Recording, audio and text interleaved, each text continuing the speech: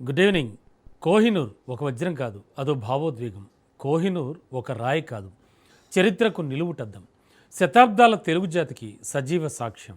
కోహినూర్ ఎందరో రాజుల తలరాతలు మార్చింది, మరెందరో పాలకులను కాలగర్భంలో కల్పిస్తుంది. ఇప్పుడు అదే కోహినూర్ వజ్రం చుట్టూ మళ్ళీ పొలిటికల్ హీట్ నెలకొంది.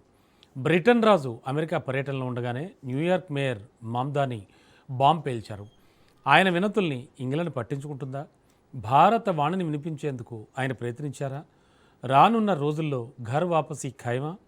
కోహినూర్ వజ్రంపై ఇవాల్టి స్పెషల్ డిబేట్.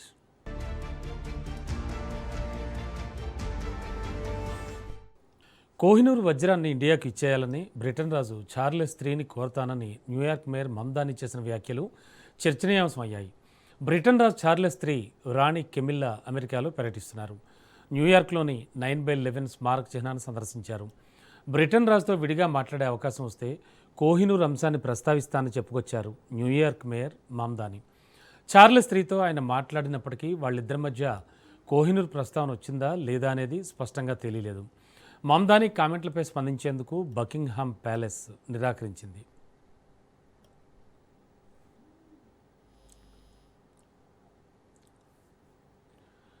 105.6 క్యారెట్ల కోహినూర్ వజ్రాన్ని మహారాజా దులీప్ సింగ్ 1849లో విక్టోరియా రాణికి ఇచ్చారు. ఆ తర్వాత రాణి కిరీటంలో అలంకరించిన కోహినూర్ డైమండ్ బ్రిటన్ రాజవంశం ఆధీనంలోనే ఉంది. అప్పటి నుంచి కోహినూర్ను బ్రిటిష్ రాజ కుటుంబంలోని మహిళలు మాత్రమే ధరించారు. దీన్ని queen Victoria, queen Alexandra, queen mother Elizabeth, queen Elizabeth II కిరీటాల్లో ఉపయోగించారు.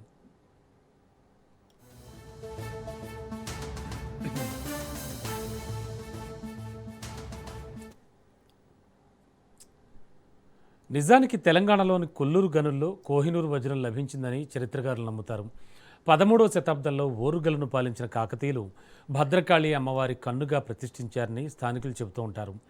కాకతీయుల నుంచి ఢిల్లీ సుల్తాన్లు, మొఘల్ చక్రవర్తులు, పర్షియన్ రాజు నాదిర్షా, ఆఫ్ఘాన్ పాలకులు, చివరగా పంజాబ్ మహారాజా రంజిత్ సింగ్ వద్దకు కోహినూర్ వజ్రం చేరుకుంది. 1849లో రెండో ఆంగ్లో సిక్కు యుద్ధం తర్వాత పంజాబ్ను బ్రిటిష్ వారు ఆక్రమించారు. అప్పటి 10 ఏళ్ల బాలుడైన మహారాజా దులీప్ సింగ్తో కుదుర్చుకున్న ఒప్పందం ప్రకారం కోహినూర్ వజ్రం విక్టోరియా రాణికి అప్పగించబడింది.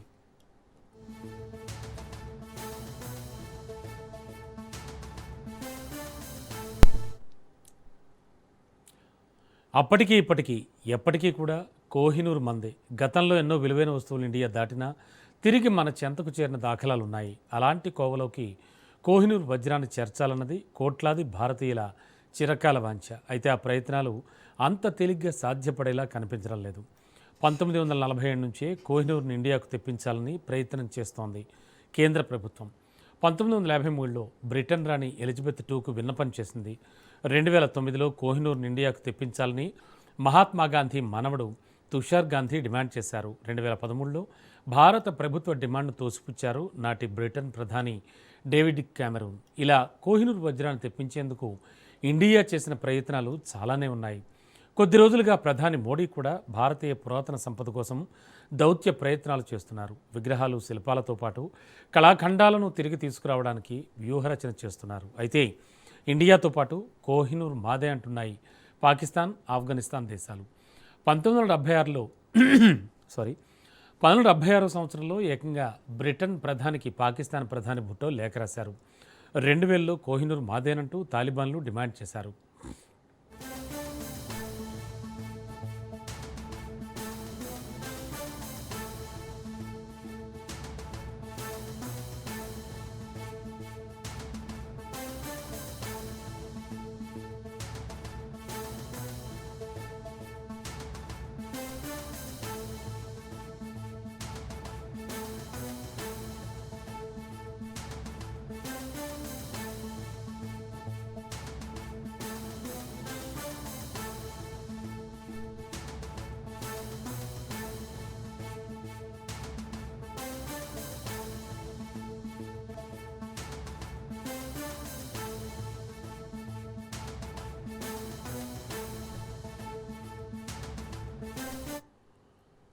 రాజ్యాలు, రాజులు చరిత్రలో కలిసిపోయిన చరిత్ర పుటలన్నీ తన పేరుతో నింపేసుకుంటోంది కోహినూర్ వజ్రం.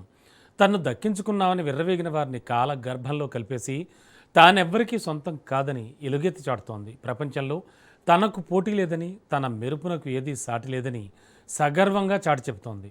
కోహినూర్ వజ్రం తిరిగి ఇండియాకు రావడం అంటే ఒక ఆభరణం రావడం కాదు, వలసవాదానికి వ్యతిరేకంగా భారత్ సాధించే అతిపెద్ద నైతిక విజయం. పూర్వీకుల శ్రమను, చరిత్రను గౌరవించుకోవాల్సిన బాధ్యత మనందరిపై ఉంది. న్యూయార్క్ మేయర్ మమ్దానీ చేసిన కామెంట్లను భారతీయులందరూ ఈ సందర్భంగా స్వాగతిస్తున్నారు. కోహినూర్ ఒక వజ్రం కాదు, అదో భావోద్వేగం. ఒక రాయి కాదు, చరిత్రకు నిలువుటద్దం. శతాబ్దాల తెలుగు జాతికి సజీవ సాక్ష్యం. కోహినూర్ ఎందరో రాజుల తలరాతలు మార్చేసింది, మరెందరో పాలకుల్ని కాలగర్భంలో కలిపేసింది. ఇప్పుడు ఇదే కోహినూర్ వజ్రం చుట్టూ మళ్లీ పొలిటికల్ హిట్ నెలకొంది. బ్రిటన్ రాజు అమెరికా పర్యటనలో ఉండగానే న్యూయార్క్ మేయర్ మమ్దానీ బాంబు పేల్చారు. ఆయన వినతుల్ని ఇంగ్లాండ్ పట్టించుకుంటుందా? భారత వాణిని వినిపించేందుకు ఆయన ప్రయత్నించారా? రానున్న రోజుల్లో ఘర్వాప్సీ ఖాయమా? కోహినూర్ వజ్రానికి సంబంధించి ఇవాళ మాట్లాడుకుందాం. అలాగే ఇదే అంశానికి సంబంధించి మరింత విశ్లేషణ అందించడానికి ప్రొఫెసర్ మురళీ మనోహర్ గారు మనతో పాటు ఇవాల్టి కార్యక్రమంలో ఉన్నారు. Sir good evening. Good evening అండి. Yes sir. సార్, కోహినూర్ వజ్రం అసలు ఆ పేరు చెప్తేనే ఆల్మోస్ట్ ఆల్ అంటే చరిత్ర చదువుకున్న వాళ్ళు కావచ్చు, మన వాళ్ళందరికీ అంటే భారతీయులందరికీ ఒక రకమైన ఫీల్ వస్తుంది. ఏమంటారు? ఇప్పుడు నేను కోహినూర్ గురించి చెప్తుంటేనే మీకు కూడా అది అనిపించవచ్చు. మరి అలాంటి కోహినూర్ ఘర్ వాపసీ ఖాయమా అనేటువంటి విషయంపై మాట్లాడుతున్నాను సార్. ఏమనిపిస్తుంది సార్? గతంలో కూడా చాలాసార్లు ఈ ప్రతిపాదనలు వచ్చాయి. అండ్ ఏం జరుగుతుందంటారు? అవునండి, ఇది చక్రి గారు, ఇది మన సెంటిమెంట్. అది భారతీయుడైన వాడికి, ప్రతి వాడికి ఒళ్ళు పులకరిస్తుంది కోహినూర్ అని పేరు చెప్పంగానే. కోహినూర్లో ఇండియా ఉంది, కోహినూర్లో భారతీయ సంస్కృతి ఉంది, సభ్యత ఉంది. కోహినూర్ అనే మాటనే భారత్కు సంబంధించిన మాట. అది ఇంకో దేశంలో ఎక్కడ వినబడే మాట కాదు. అంటే అలాంటి అంటే ఈ భూగోళం పైన గట్టిగా పైన ఎక్కడ నిలబడి గట్టిగా అరిస్తే కోహినూర్ అని, అది ఎక్కడ ఉంటది? ఆ పదమే ఎక్కడ ఉంటది? కోహినూర్ డైమండ్ పక్కకు పెడదాం, ఆ పదమే ఎక్కడ వినబడుతుంది? భారత్ నుంచి వినబడుతుంది. కనుక మీరు దీన్ని తీసుకెళ్లి ఎక్కడ పెట్టినా, లండన్ టవర్ లో పెట్టినా, ఇంకెక్కడ పెట్టినా అది అది అది భారతీయతను వ్యక్తం చేసేటువంటి పదం. మీరు పేరున్న మార్చాల్సింది కనీసం. కోహినూర్ అంటే పేరు తొలగించినా దానికి ఉండే ఇండియన్నెస్ పోతుందేమో. కనుక భారతీయత అందులో ముడిపడి ఉంది, భారతీయ సెంటిమెంట్ ఉంది. అందుకే ఈ రోజు కాదు, ఇంకో 100 ఏళ్ళైనా అది భారత్ కు తిరిగి రావాలని కోరుతాను. ఇంకో 1000 ఏళ్ళైనా కోహినూర్ భారత్ చెందింది, భారత్కే రావాలి అని కోరుతాడు. భారతీయ అయిన వాడు ఎవడైనా కోరుతాడు. కనుక దాంట్లో ఏ అనుమానం లేదని. కోహినూర్ అనేది దాని విలువ గట్టలేనిది. ఇప్పుడు మార్కెట్ లో ఎంత డబ్బు వస్తుంది అది అమ్ముకుంటే అనే విషయమే కాదు. అది ఎవడు అమ్మడు, ఎవడు కొనడు. దాని వాల్యూ అలాంటిది, విలువ అలాంటిది. దాని విలువ మీరు మెజర్ చేయలేరు. దానికి స్కేల్ లేదు మెజర్ చేయడానికి. అందుకని విషయం ఏంటంటే కోహినూర్ అంటేనే ఇది భారత్ అని అర్థం. కోహినూర్ అంటే దాని రెండవ అర్థం భారత్ అని, ఇండియా అని అర్థం. సో అలాంటిది ఈరోజు యూకే ఏమంటుందంటే it is a gifted article అని వాళ్ళు అంటారు. వాళ్ళ వాదన ఏంటంటే మాకు బహుమతిగా ఇచ్చారు అని. ఎప్పుడో 1849లో మహారాజా రంజిత్ సింగ్ కుమారుడు ఆయన ఇచ్చాడు అని. ఆ కుమారుడు అంటే మరి ఆయన వయసు ఎంత అప్పుడు? అబ్బాయి దులీప్ సింగ్ వయసు ఎంత? 10 years అప్పుడు. కనుక 10 ఏళ్ల అబ్బాయి మీరు గిఫ్ట్ ఇస్తే మీరు తీసుకెళ్లారా? కనుక వాళ్ళు ఏమంటారంటే ఇది ఒక ట్రీటీ కింద వచ్చింది, లాహోర్ ట్రీటీ అంటారు. కనుక it is legally owned by UK అని అంటారు. సో అది వాళ్ళ యొక్క క్లెయిమ్. అది వాళ్ళు అలా అంటున్నారు. కానీ మనం ఏమంటున్నాము, అది మా యొక్క సాంస్కృతికమైనటువంటి గుర్తు. కనుక మా హెరిటేజ్ కి సంబంధించింది. కల్చర్ అండ్ హెరిటేజ్ సంబంధించిన ఏ దేశం వస్తువు అయినా ఆ దేశానికే హక్కులు ఉంటాయని యునెస్కో చెప్తుంది. కనుక అది కల్చరల్ సింబల్. అదేంటి కోహినూర్ అనేది వజ్రము, అది దేనికో కాదు, దాని ఆర్థికంగా దాని యొక్క వాల్యూను జమ కట్టడం. కనుక సాంస్కృతికంగా మన భారతీయతకు సంబంధించినటువంటి విషయం. అంటే కొన్ని సంవత్సరాల దాటిన తర్వాత ఖచ్చితంగా మళ్ళీ హైలైట్ అవుతూ ఉంటుంది, వార్తల్లో నిలుస్తూ ఉంటుంది. మీరు చెప్పినట్టు ఎంత చెప్పుకున్నా తక్కువే. అయితే రీసెంట్గా బ్రిటన్ రాజు అమెరికా టూర్లో ఉండగానే న్యూయార్క్ మేయర్ మమ్దాని అంటే అడగడం కానీ ఆయన ఒక వినతి చేశారు. అయితే ఆ వినతిని ఇంగ్లాండ్ ఇప్పుడు ఏమైనా పట్టించుకునే ఛాన్స్ ఉంటుందంటారా? అంటే భారత వాణిని ఆయన వినిపించేందుకు ప్రయత్నించారనుకోవచ్చా? ఎలా చూడాలి సార్ ఇది? అసలు ఇదొక ఏమంటామండి, ఇదొక తప్పుడు వార్త చక్రి గారు. విషయం ఏంటంటే జోహ్రాన్ రమణ మమ్దాని, రమణ అని నేను పర్వాలేదు చెప్పండి. సారీ రమణ గారు so can no issues Ramana గారు చక్రి అంటున్నారు. పర్వాలేదు సార్. అయితే మై కొలీగ్. ఇది ఈ వార్తనే ఒక తప్పుడు వార్త. ఈ రోజు కూడా ఇది కన్ఫర్మ్డ్ న్యూస్ కాదు ఇది. మమ్దాని పబ్లిక్ రికార్డులో ఇది లేదు. మేయర్ గా ఆయన ఇంకా మేయర్ కూడా కాలేదు. కాబట్టి ఏంటంటే ఆయన డెమోక్రాట్ ప్రైమరీ దీంట్లో జూన్ 24, 2025లో ఎలక్ట్ అయ్యాడు కనుక డెమోక్రాటిక్ నామినీ మాత్రమే ఫర్ ది నవంబర్ 2026 ఎలక్షన్స్. కనుక ఆయన అఫీషియల్ ఇప్పుడు ఇంకా మేయర్ కాదు. ఒకటి. రెండవది అంటే ఆయన అనుకుంటా there is no public record. ఈ రోజు వరకు కూడా పబ్లిక్ రికార్డ్ లేదు. ఆయన అడుగుతున్నట్టు ఏది నాకు ఇది ఇవ్వాలి, ఇండియాకి ఇవ్వాలి అనేది ఎక్కడ కూడా నో ఫార్మల్ రిక్వెస్ట్, రిటర్న్ లో రిక్వెస్ట్ లేదు, ఓరల్ గా కూడా రిక్వెస్ట్ లేదు. అయితే సార్ చార్లెస్ 3తో ఆయన మాట్లాడారు అని కూడా ఒక వార్త వస్తోంది. అంటే వీళ్ళిద్దరి మధ్య కూడా కోహినూర్ ప్రస్తావన వచ్చిందా లేదా అనేది మాత్రం స్పష్టంగా తెలియట్లేదు అంటున్నారు. ఇందులో ఏమైనా నిజం ఉందంటారా? నేనేమంటున్నానంటే మీడియా ఒకటి, ఇండియా సంబంధించిన మీడియా పర్టికులర్ గా లెఫ్ట్ లిబరల్ మీడియా దీన్ని పెద్ద ఎత్తున ప్రచారం చేస్తుంది. ఆయన అడిగినట్టు, అడగబోతున్నట్టు, రిపీటెడ్ గా ఇంకా అయిపోయింది, డిస్కషన్ వచ్చిందో రాలేదో తెలియనట్టు. అసలు అదే లేదు.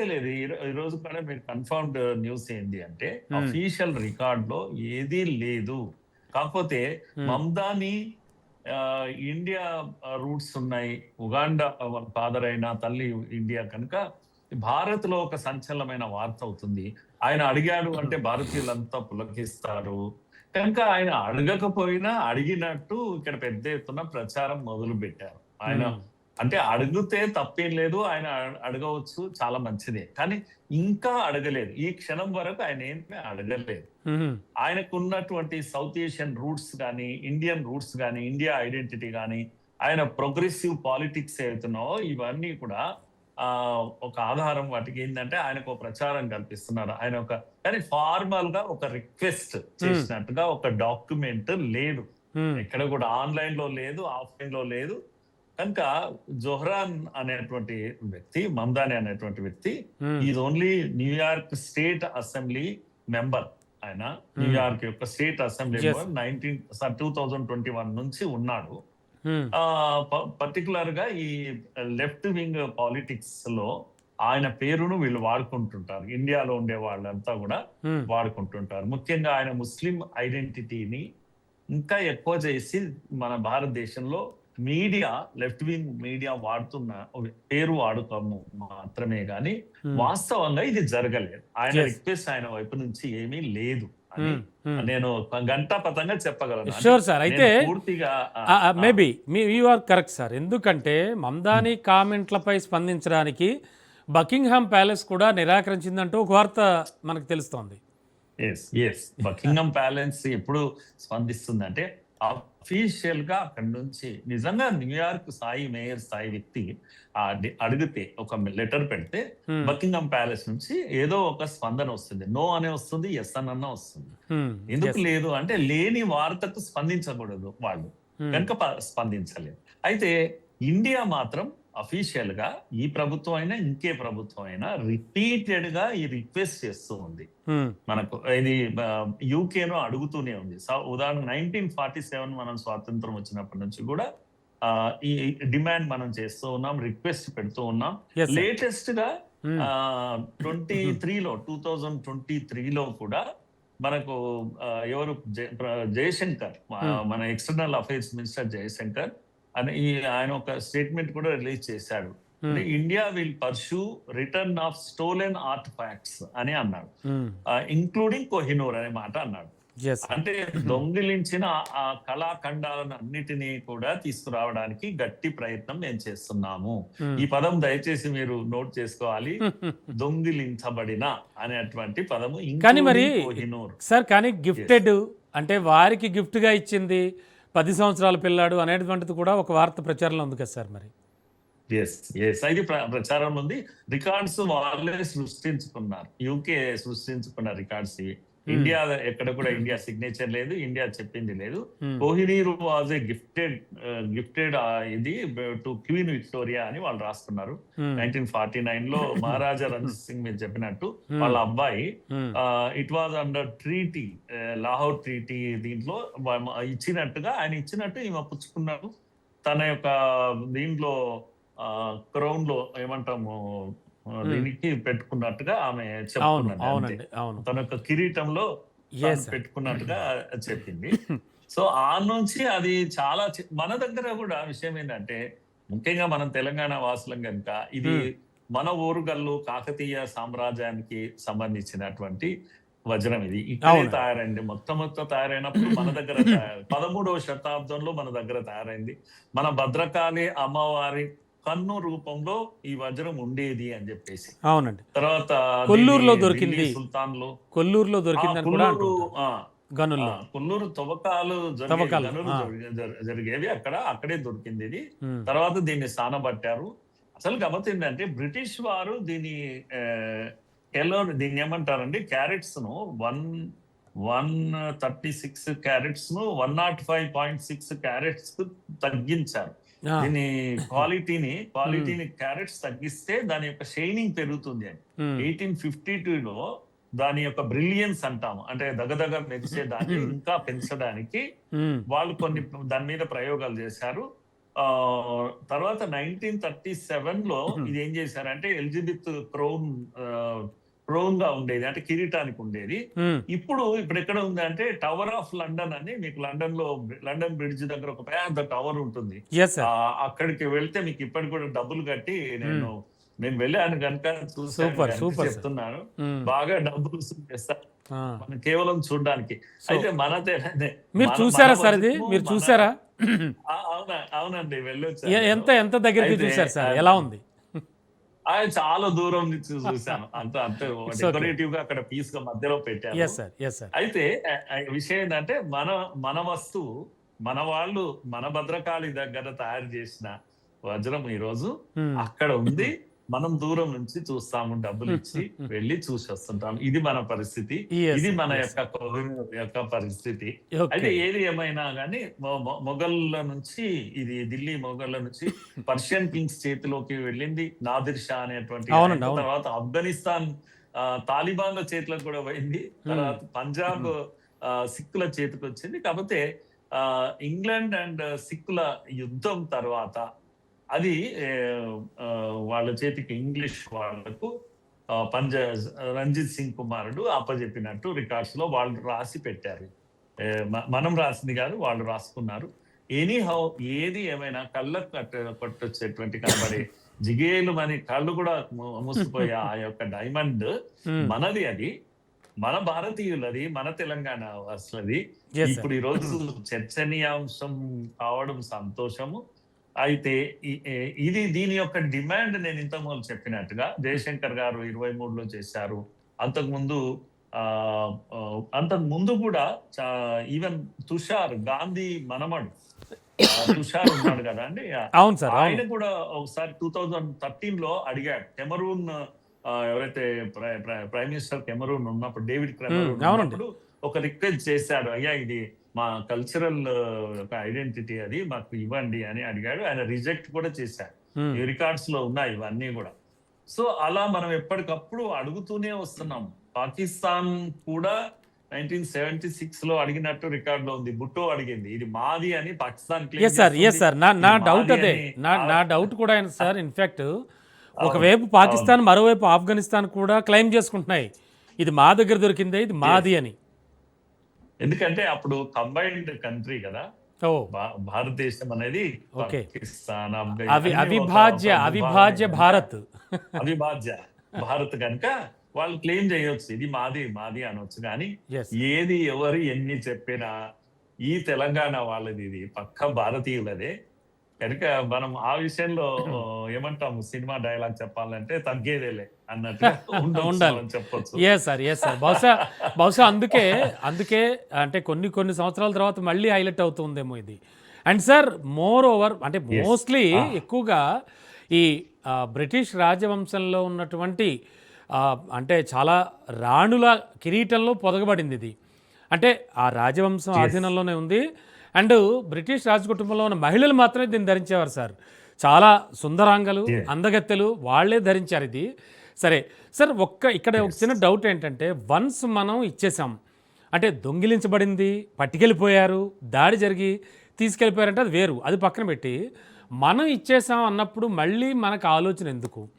అంటే ఇది ఏమైనా పొలిటికల్గా ఎవరికి వాళ్ళు ఎప్పటికప్పుడు హైలైట్ అవుదామనా, లేకపోతే ఎట్లా ఆలోచించాలి? అది ఇప్పుడు ఏదైనా సరే సార్, దానం ఇచ్చినప్పుడు తిరిగి మళ్ళీ ఆశిస్తామా, మళ్ళీ ఆలోచిస్తామా? లేదు కదా సార్.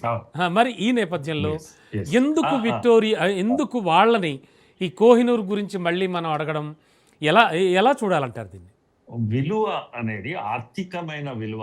100 కోట్ల రూపాయలు ఉన్నాయి, లేకపోతే 1,00,000 కోట్ల రూపాయలు ఉన్నాయి, మనం దానం చేశాం, ఇచ్చాం. ఇస్తే మనం అడగము అది, ఎందుకంటే డబ్బు కనుక ఇస్తే మనం అడగం. లేకపోతే గోల్డ్ ఉంది, ఇన్ని టన్నుల గోల్డ్ మనం ఇచ్చాము, మేమే ఇచ్చాము, మీరు తీసుకోండి అని ఇచ్చాము, మళ్ళీ అడుగుతామా అంటే అడగం. కానీ కల్చర్ అండ్ హెరిటేజ్ అనేది అది ఆయా దేశాలకు సంబంధించినటువంటి విషయం. అందుకే వరల్డ్ వార్ 1, 2 ఇవన్నీ అయిపోయిన తర్వాత నాగరికత పెరిగాక మనుషులందరూ కలిసి యుఎన్ఓను, యునెస్కోను ఇవన్నీ ఎందుకు తయారు చేసుకున్నారంటే ఒక అండర్స్టాండింగ్ ఉండాలి భూగోళం అంతా కూడా దేశాల మధ్య అని ఒక అవగాహన కోసం వచ్చినటువంటి ఒప్పందాల్లో ఒకటి, ఏదైనా ఒక దేశం యొక్క సంస్కృతి సభ్యతలు ఇది ఇంకో దేశం ఎప్పుడు కూడా దొంగిలించకూడదు, వాటి ఆయా దేశాలకే ఇవ్వడం మంచిది అనేది ఒక అండర్స్టాండింగ్. ఒక అండర్స్టాండింగ్. ఇది ఉదాహరణకు కొన్ని దేశాలు ఉన్నాయండి మన దగ్గర కూడా. మన గ్రీస్ లాంటి దేశము ఇప్పటి కూడా పార్థీనియన్ మార్బుల్స్, వాళ్ళు చాలా ప్రసిద్ధి మార్బుల్స్ ఉంటాయి. అవునండి, అవును. మార్బుల్స్ డిజైన్స్ చేస్తారు, వాళ్ళ నిర్మాణాలు, కట్టడ శైలి అంతా కూడా చాలా. అవును అవును. అది వరల్డ్ వైడ్ గా ఎత్తుకు వెళ్ళారు. అప్పుడు అందమైన వస్తువు ఏదున్నా వరల్డ్ వైడ్ గా ఎవడి బలం ఉన్నవాడు వాడు పట్టుకుపోతాడు. అలాగే నైజీరియా కూడా బ్రాంజ్ సంబంధించిన మెటీరియల్ వాళ్ళు చాలా బాగా తయారు చేస్తారు, అది దాని విలువ చాలా ఉంటుంది. ఈ దేశాలు ఇప్పటికి కూడా వాటి బ్రాంజ్ గానీ లేకపోతే మార్బుల్స్ గానీ ఈ దేశాలు ఏం చేస్తుంటాయంటే ఏ దేశాల్లో ఇవి విలువైన వస్తువులు ఉన్నాయో అవన్నింటినీ తిరిగి తెచ్చుకోవడానికి ప్రయత్నం చేస్తారు. పరిస్థితుల్లో షూర్ సార్, మన అంటే సమయం కూడా ఎంత లేదు. చివరిగా నాకు ఒక విషయం చెప్పండి. అంటే నా డౌట్ ఏంటంటే, ఇప్పుడున్న కండిషన్లో ఇప్పుడు ప్రధాని మోడీ హిందుత్వ కావచ్చు, మొత్తం భారతదేశం అంతా కూడా ఒక టైప్ ఆఫ్ కల్చర్లోకి, ఒక డిఫరెంట్ మోడ్లోకి వెళ్ళిపోయింది ఆల్రెడీ. సో అంటే మనది, మన భారత్ అనేటువంటి ఫీల్లో ఉన్న ఈ సిచ్యువేషన్లో ఇప్పుడేమైనా ట్రై చేస్తే ఈ ఎరాలో వచ్చే ఛాన్స్ ఉంటుందంటారా? ఎలా చూడాలి? ఉంది అండి, దెర్ ఇస్ నో డౌట్. ఎందుకంటే యునెస్కో రూల్స్ ప్రకారమే మనం డిమాండ్ చేస్తున్నాము. యునెస్కో 1970 కన్వెన్షన్ దాని ప్రకారము ఈ కొన్ని ఇల్లిసిట్ ట్రాన్స్ఫర్స్ ఏవైతే ఉన్నాయో అంటే అక్రమంగా ఒక దేశం నుంచి ఇంకో దేశం కల్చర్ అండ్ హెరిటేజ్ సంబంధించిన మెటీరియల్ ను రిటర్న్స్ ఇవ్వడం మంచిది అనేది యునెస్కో చెప్తున్నారు. దాని ప్రకారం ఇప్పుడు కూడా మనము యూకే నుంచి 32 వస్తువులు, స్టోలెన్ ఆర్టికల్స్, ఆర్టిఫాక్ట్స్ మనం తెచ్చుకున్నాం. మనం 2023లో తెచ్చాం మనం. ఇది మోడీ గారు వచ్చాక ఇదే బ్రిటన్ మనకు హ్యాండ్ ఓవర్ చేసి వాళ్ళు ఇప్పుడు కాదు సార్, వాళ్ళు ఒప్పుకున్నారా? అవును మేము దొంగిలించాం అందుకే తిరిగిస్తున్నాం అని. అంటే ఎవడు నేను దొంగిలించారని చెప్పరు, మా వాళ్ళు తెచ్చారు, ఎప్పుడు వచ్చిందో మాకు తెలియదు కనుక మీ వస్తువులు మీరు తీసుకెళ్ళండి అని మర్యాదకంగానే మనకు 32 వస్తువులు ఇచ్చారు. ఇది కూడా మన డిమాండ్ లో ఉంది. ఇది కూడా ఇప్పుడు కాకపోతే ఇంకోసారి తప్పకుండా వచ్చి తీరుతుంది అండి, నాకు ఆ విశ్వాసం ఉంది. ప్రైడ్ ఆఫ్ ఇండియా కదా వస్తుంది. Definitely sir, definitely. Thank you sir, thank you so much విశ్లేషణ అందించినందుకు. సో ఇది వాళ్ళ విశ్లేషణ.